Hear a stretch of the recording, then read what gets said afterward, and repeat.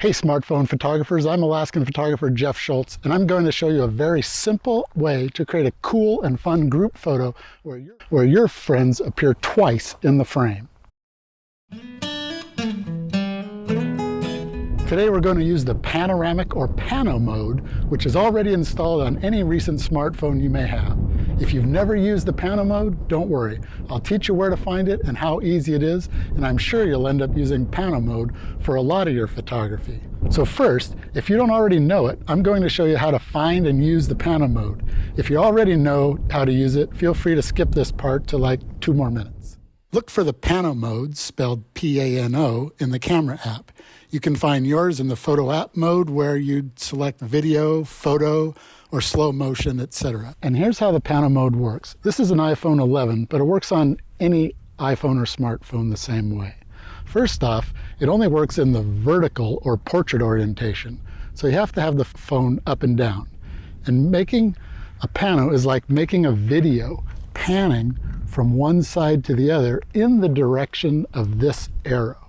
So you have to go in that direction. You can make the pano in either direction just by tapping that arrow. So now I can go from right to left, or like this, from left to right. When the camera is recording in the pano mode, again, it's like a video, making a bunch of still photos, which the software will then automatically stitch together for the final image.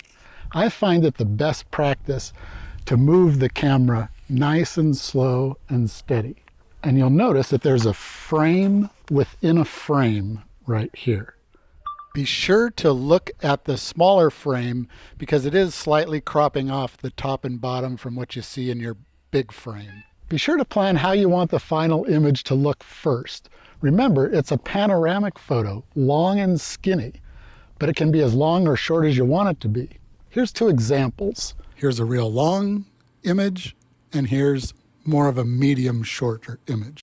Note, the longer it is, the skinnier it is, and the further distant your subjects will look. Be sure to look at both the foreground and the background to decide what you want in the frame. Make the background count, perhaps putting something of importance in the center where your group can be surrounding it. Then find where you should be standing so that you can easily see the background. Then figure out where the group will stand or sit on each side, and is there room for them where they're going to be? And think about what you'll want the person to do or the group to be doing at each spot of the frame. This is where you have a lot of creativity. Make it fun. Make something different. Be creative. Once you're ready to go, then you want to show your group just where to stand or sit and what poses to do for each side. Who should be standing next to whom? What pose? Maybe a quick change of outfits between poses. I don't know. That's the creativity part. While you're there, do a good job to mark the second location where your people will be standing or sitting so they know exactly where to be when they leave the first scene and still be in the area you had in mind. The second area needs to be somewhat far apart from the first location, and you'll see why in just a minute. Now, instruct your group of how this will work. First, you'll start the panorama with the side where your group is located. You will slowly move or pan with the camera toward the other side. As soon as you see your group is out of the frame, you'll tell them, "Now, go," or something similar. And as they are to run, not walk, behind you. It must be behind you to the next location, not in front of you, and pose as you suggested. And they are to stay there until you're done with the pano and tell them it's good. So that's the instructions for them. Now, after you told them to go and they are out of the frame, you continue panning with the camera, as if making a video. You do not have to pan or move at the same rate of speed throughout the panning process. You can slow down or speed up.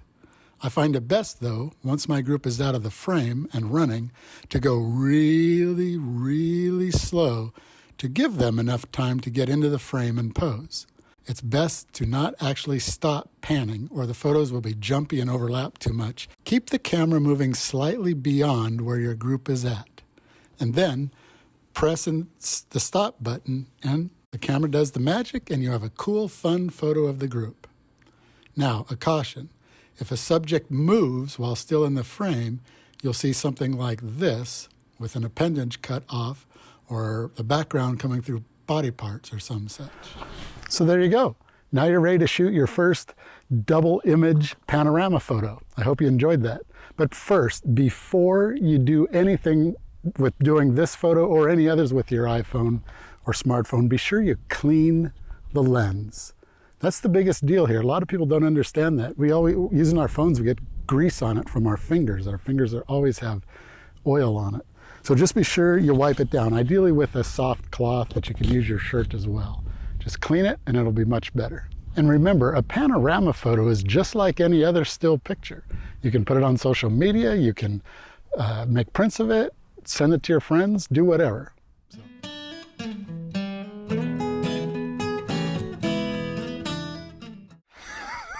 It's okay, keep going. I find the... You can back it up. So